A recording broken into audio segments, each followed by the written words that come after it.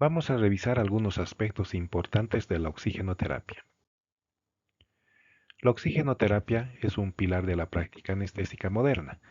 Su uso racional disminuye la morbimortalidad asociada a hipoxemia, pero administrada sin un objetivo claro, incrementa las complicaciones como atelectasia de absorción, toxicidad pulmonar y retención de CO2. La oxigenoterapia es el uso terapéutico de oxígeno en concentraciones superiores al 21%, con el fin de prevenir o tratar la hipoxia y garantizar las necesidades metabólicas de los tejidos. La Organización Mundial de la Salud las reconoce como medicamento esencial sin sustituto. Ahora bien, el aire que respiramos contiene un 78% de nitrógeno, que es un gas inerte que no participa en el metabolismo, pero mantiene el volumen alveolar, un 21% de oxígeno, indispensable para el metabolismo celular y el transporte en la hemoglobina, y un 0.04% de CO2, producto del metabolismo, regulador del pH y estímulo ventilatorio. Otros gases aproximadamente se encuentran en una concentración de 1% que no tienen relevancia clínica directa en la oxigenación. Cuando administramos oxígeno suplementario, aumentamos la fracción inspirada de oxígeno, el FiO2, pasando del 21% fisiológico hasta valores cercanos al 100% según la indicación. En anestesia, la preoxigenación busca desplazar el nitrógeno alveolar por oxígeno, a lo que se denomina desnitrogenización, creando una reserva de oxígeno, que retrasa la desaturación durante la apnea, por ejemplo, durante la intubación. En pacientes críticos, la oxigenoterapia corrige la hipoxemia, pero un exceso de FiO2 mantenido puede causar toxicidad por oxígeno y atelectasias por absorción. Como fármaco, el oxígeno debe prescribirse, monitorizarse y retirarse bajo criterios clínicos. Su administración inadecuada genera toxicidad pulmonar y atelectasia por absorción, especialmente con un FiO2 mayor a 0.6 durante más de 24 horas. Se recomienda siempre prescribir una meta de saturación periférica de oxígeno y documentar el dispositivo empleado. Existen requisitos fisiológicos para una entrega adecuada de oxígeno, y estos son: tener una hemoglobina suficiente, ya que el transporte arterial de oxígeno depende linealmente de la concentración de hemoglobina. Un intercambio alveolar eficiente a través de una ventilación-perfusión óptima y una membrana alveolo-capilar intacta. Un flujo sanguíneo pulmonar uniforme, ya que las alteraciones cardíacas o vasculares reducen el aporte de oxígeno. Estos requisitos son la base para seleccionar dispositivos capaces de garantizar un FiO2 objetivo. Existen umbrales para iniciar la oxigenoterapia.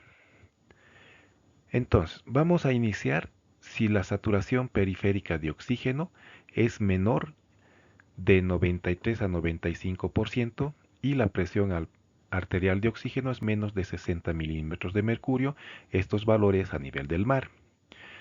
A una altitud entre 3.600 y 4.100 metros sobre el nivel del mar, por ejemplo la altitud de La Paz y del Alto, los valores normales de presión arterial de oxígeno se desplazan en más o menos 10 a 15 milímetros de mercurio.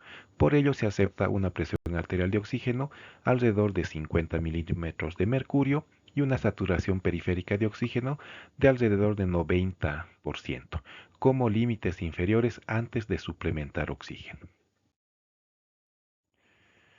En relación a la evaluación inicial del paciente, debemos hacernos algunas preguntas para optimizar el uso de oxígeno, y estas son: ¿el paciente está críticamente enfermo?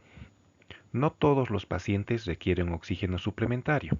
Se debe priorizar en aquellos con hipoxemia, distrés respiratorio, shock o en el perioperatorio inmediato. ¿Existe indicación real de oxigenoterapia? La oxigenoterapia se indica principalmente en hipoxemia, cuando la presión arterial de oxígeno es menor de 50 milímetros de mercurio o la saturación periférica de oxígeno es menos de 90%, como habíamos mencionado anteriormente. Administrar oxígeno sin indicación puede ser innecesario o incluso perjudicial. Y por último, debemos detectar si existe riesgo de hipercapnia. En pacientes con EPOC u otras patologías que dependen del estímulo hipóxico para respirar, un exceso de oxígeno puede deprimir el centro respiratorio y provocar retención de CO2. Ahora bien, en base a la información recibida, debemos dosificar y ajustar el oxígeno, ya que como ustedes saben es un fármaco, y este debe administrarse con un objetivo terapéutico y de evaluación continua a través de la oximetría de pulso o a través de una gasometría. Hay que humidificar el oxígeno para prevenir la sequedad y la irritación de la mucosa respiratoria, sobre todo cuando se utilizan flujos altos. Y hay que optimizar la posición, de tal manera que debemos evitar el decúbito supino en pacientes con dificultad respiratoria, favoreciendo posiciones que mejoran la ventilación, como ser semisentado o la posición de Fowler. La oxigenoterapia no se basa solo en la saturación parcial de oxígeno absoluta, sino también en la altitud. A nivel del mar, a menos de 2.000 metros sobre el nivel del mar, una saturación menor de 93% o una presión arterial de oxígeno menor de 80 indica hipoxemia. A alturas intermedias, mayor de 2.000 metros sobre el nivel del mar, el umbral de indicación es una saturación periférica de oxígeno menos de 90% y una presión arterial de oxígeno menor de 60, porque la presión barométrica es menor y fisiológicamente la presión arterial de oxígeno tiende a estar más baja. Y en altitudes muy elevadas, a mayor de 3.200 metros sobre el nivel del mar, como La Paz, se acepta como límite una saturación de oxígeno menos de 85% o hasta 90 se podría permitir y una presión arterial de oxígeno de menos de 55.9%, milímetros de mercurio, ya que la adaptación crónica permite tolerar saturaciones menores. Estos puntos de corte permiten diferenciar entre una hipoxemia fisiológica de la altura y una hipoxemia patológica que sí requiere intervención. Ahora bien, ¿cuándo vamos a indicar una oxigenoterapia?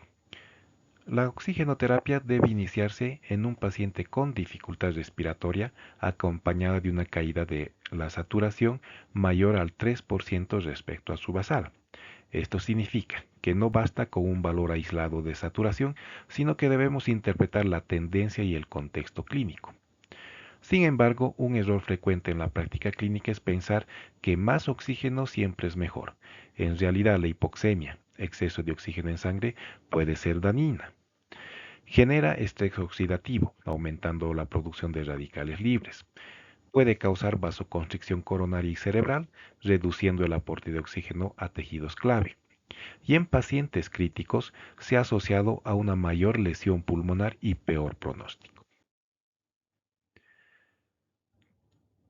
No todos los pacientes con hipoxemia pueden recibir oxígeno de forma liberal.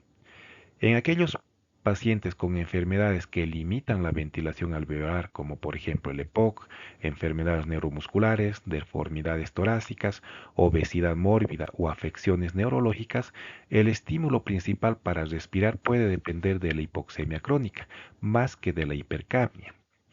Si se administra oxígeno en exceso, se puede suprimir el estímulo hipóxico, disminuir la ventilación y provocar una retención de CO2, por lo tanto una hipercapnia. En estos casos, el rango recomendado es tener una saturación objetivo entre 88 y 92%, en lugar de los valores más altos que buscamos en otros pacientes. El mecanismo central es la hipoventilación alveolar. Aunque mejore la oxigenación, el CO2 no se elimina de manera efectiva.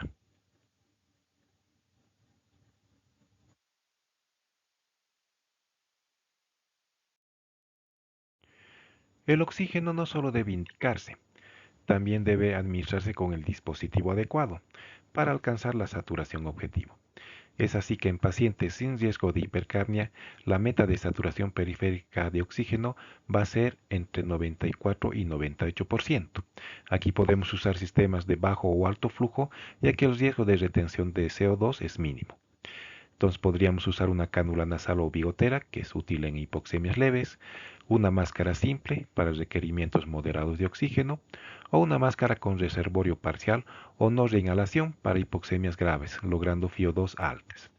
En pacientes con riesgo de hipercapnia, la meta de saturación periférica de oxígeno debe estar alrededor de 88 a 92%. Aquí debemos ser más cuidadosos porque un exceso de oxígeno puede suprimir el estímulo respiratorio y agravar la retención de CO2. Entonces podríamos usar una máscara con mecanismos de Venturi que permite administrar concentraciones precisas de oxígeno, que es ideal en el EPOC, o una máscara de no reinhalación con monitorización estricta solo en casos de hipoxemia crítica.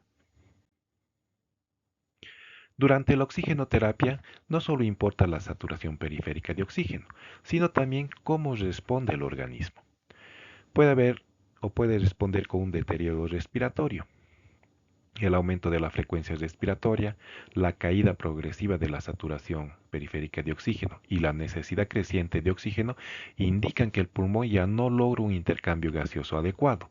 Esto es una señal de insuficiencia respiratoria inminente. Y la retención de CO2 o la hipercapnia está manifestada por alteración del estado de conciencia, cefalea, rubor facial y temblor. Refleja hipoventilación alveolar y si progresa puede llevar a una narcosis por CO2. Cuando se combinan hipoxemia persistente más signos de hipercapnia, la oxigenoterapia aislada ya no es suficiente. En este escenario debemos considerar la ventilación mecánica, ya sea invasiva o no invasiva, para garantizar un adecuado intercambio gaseoso y prevenir un paro respiratorio. Cuando administramos oxígeno, no basta con colocarlo y olvidarnos. Debemos vigilar la respuesta del paciente en tiempo real. Durante los primeros 5 minutos es el periodo crítico para detectar reacciones inmediatas como mejoría clínica o signos de hipercapnia. Valorar la saturación de oxígeno y el estado clínico. La oximetría de pulso es una guía, pero nunca debe interpretarse de forma aislada. Debe correlacionarse con la clínica, con la frecuencia respiratoria, uso de músculos accesorios, la conciencia, etc. No toda hipoxemia es pulmonar. Siempre debemos pensar en circulación, como ser un shock o un bajo gasto, o en la capacidad de transporte de oxígeno, por ejemplo, la anemia severa, una hemoglobina disfuncional. Y nunca debemos retirar el oxígeno para medir parámetros. Hacerlo puede descompensar rápidamente al paciente y exponerlo a hipoxemia severa. La evaluación debe realizarse con el soporte en curso. La oxigenoterapia es dinámica.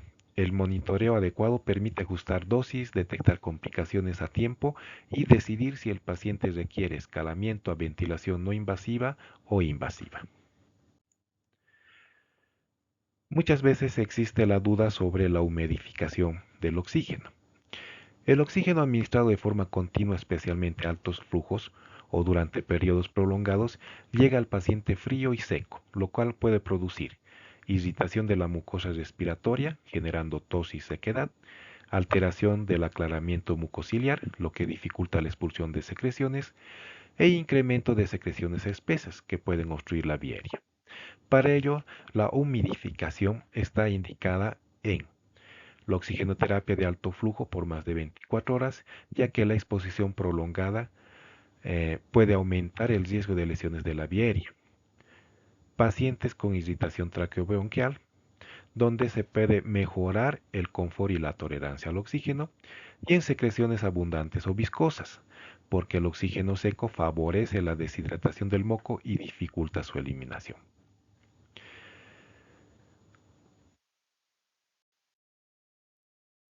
Ahora bien, ¿cuándo debemos retirar el oxígeno?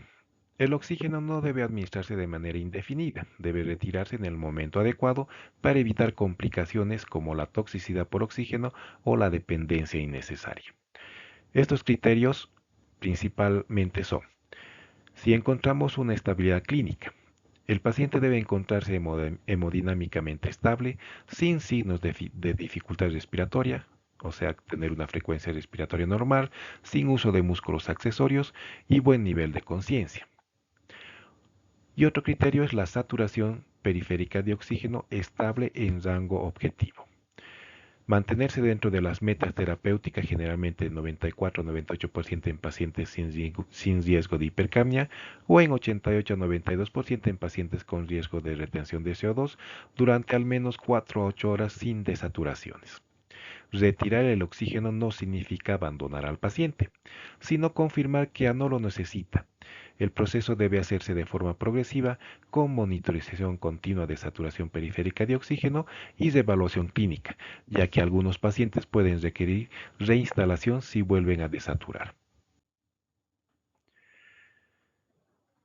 ¿Qué complicaciones tiene la oxigenoterapia?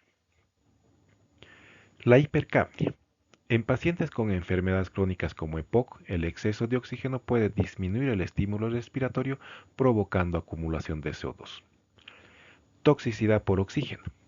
La hiperoxia mantenida produce radicales libres que dañan el epitelio alveolar, generando inflamación y lesión pulmonar.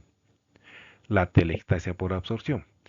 Cuando se administra oxígeno con FiO2 alta durante tiempo prolongado, el nitrógeno en los alveolos es reemplazado por oxígeno, que se difunde rápidamente a la sangre, facilitando el colapso alveolar. Y en la hipoventilación en EPOC, al suprimir el estímulo hipóxico de la respiración, puede producirse retención de CO2 y acidosis respiratoria. Ahora vamos a revisar algunos de los dispositivos de oxigenoterapia. Las puntas nasales, también conocidas como cánula nasal, es uno de los métodos más utilizados en hospitalización y urgencias porque es cómoda, bien tolerada y permite al paciente hablar y alimentarse mientras recibe oxígeno. Aporta un FiO2 variable entre 24 y 40%, dependiendo del flujo administrado de 1 a 5 litros minuto. Está indicada en pacientes sin dificultad respiratoria significativa, pero que presentan hipoxemia leve a moderada. Se utiliza en patologías frecuentes como enfermedad cerebrovascular, COVID-19, angina inestable, infarto agudo de miocardio e hipoxemia silente, con la meta de mantener una saturación parcial periférica de oxígeno mayor al 92%. Sin embargo, no debe usarse en situaciones de insuficiencia respiratoria grave, porque no garantiza una fracción de oxígeno precisa ni un soporte ventilatorio adecuado. La cánula nasal es una herramienta de primera línea en oxigenoterapia, ideal para la hipoxemia leve, pero debe ajustarse y monitorizarse cuidadosamente para evitar tanto la hipoxemia persistente como la hiperoxia innecesaria. La mascarilla facial permite entregar un FiO2 de aproximadamente 40 a 60% dependiendo del flujo administrado, que puede ir entre 5 a 8 litros por minuto. Se debe evitar usarla con flujos menores de 5 litros minuto porque existe el riesgo de reinhalación de CO2. Sus indicaciones clínicas más frecuentes son en la neumonía, ya que ayuda a corregir la hipoxemia secundaria a alteraciones de la relación ventilación-perfusión, en la insuficiencia cardíaca, útil para mejorar la oxigenación en pacientes con congestión pulmonar, y en la insuficiencia respiratoria aguda moderada, cuando la saturación no mejora con la cánula nasal. La mascarilla facial es un paso intermedio en la oxigenoterapia, útil para hipoxemias más marcadas, pero sin llegar a ser insuficiente en insuficiencias respiratorias graves. Siempre se debe monitorizar la saturación periférica de oxígeno y ajustar el flujo para alcanzar la meta sin generar hiperoxia. La mascarilla facial con bolsa de servorio. Es un dispositivo de oxigenoterapia de alto flujo que puede alcanzar concentraciones de oxígeno inspiradas de FiO2 cercanas al 80 al 90% e incluso hasta el 99% cuando se utiliza la modalidad no reinhalatoria con flujos de 10 a 12 litros por minuto. Este tipo de mascarilla se emplea en pacientes con insuficiencia respiratoria grave, donde la oxigenación no mejora con métodos de bajo o medio flujo. La bolsa de reservorio permite acumular oxígeno que el paciente inspira en cada ventilación, disminuyendo la mezcla con aire ambiente y aumentando así la FiO2. Está indicada en pacientes con neumonía grave, cuando hay hipoxemia severa con dificultad respiratoria, en edema agudo de pulmón para corregir rápidamente la hipoxemia secundaria al edema alveolar y en COVID-19 grave, en pacientes con hipoxemia severa y alta demanda de oxígeno antes de considerar la ventilación mecánica.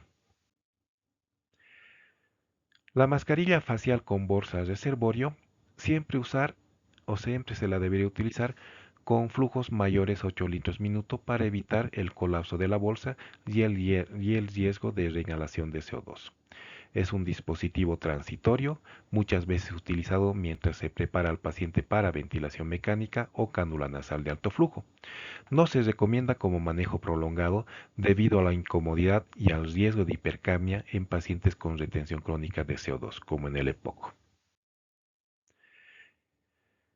La mascarilla con sistema de Venturi funciona mediante el efecto Bernoulli, en el cual el oxígeno a alta velocidad atraviesa un orificio y arrastra aire ambiente, logrando una mezcla exacta y predecible de oxígeno y aire. Gracias a sus adaptadores de diferentes colores, permite seleccionar concentraciones específicas de FiO2 entre 24 y 60%, manteniendo un flujo constante. Es el método preferido cuando se necesita administrar oxígeno con precisión y evitar la hiperoxia, especialmente en EPOC con hipercapnia crónica. Cada adaptador indica el flujo de oxígeno requerido para garantizar la FiO2 exacta. Ejemplo, el azul 24% necesita de 2 a 4 litros, el verde para conseguir un 60% de FiO2 entre 12 a 15 litros por minuto. Permite mantener dentro de un rango seguro la saturación, por ejemplo entre 88 y 92 cuando hay un riesgo de hipercapnia. Las cánulas nasales de alto flujo permiten administrar un flujo de oxígeno calentado y humidificado a altas tasas, por ejemplo a 40-60 litros por minuto, alcanzando un FiO2 hasta del 100%. Esto mejora la oxigenación por varios mecanismos.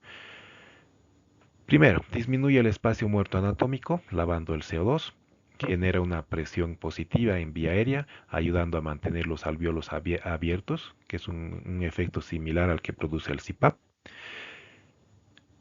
Y humidifica y calienta el gas, más o menos a 37 grados centígrados, lo que protege la mucosa respiratoria y fluidifica las secreciones. Está indicado especialmente en pacientes con neumonía grave, con edema pulmonar, en hipoxemia severa, incluyendo pacientes con COVID-19 grave en posición de prono. En resumen, las cánulas nasales de alto flujo son una opción intermedia entre la oxigenoterapia convencional y la ventilación mecánica, muy útiles para pacientes críticos que requieren altas concentraciones de oxígeno, pero aún pueden ventilar espontáneamente. Ahora bien, la ventilación mecánica no invasiva utiliza mascarillas faciales ajustadas para administrar oxígeno a alta concentración, pudiendo alcanzar un FiO2 de hasta el 100%. Pero a diferencia de la oxigenoterapia convencional, también ofrece un soporte ventilatorio.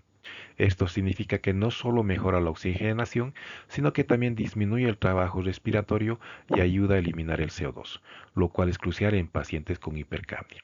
Sus principales indicaciones son el EPOC exacerbado, donde ayuda a corregir la hipoxemia y la hipercapnia sin necesidad de intubación, la insuficiencia respiratoria cardiogénica, como en el edema agudo de pulmón, ya que reduce la poscarga y mejora la oxigenación, en el COVID-19 grave como medida intermedia antes de intubación, siempre con estrecho monitoreo, y en edema pulmonar cardiogénico, donde la presión positiva mejora la oxigenación y reduce la congestión.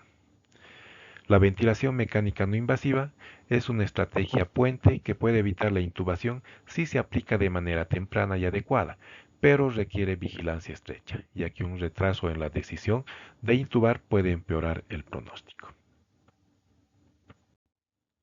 Esta es la bibliografía para los que gustan profundizar los conocimientos. Gracias.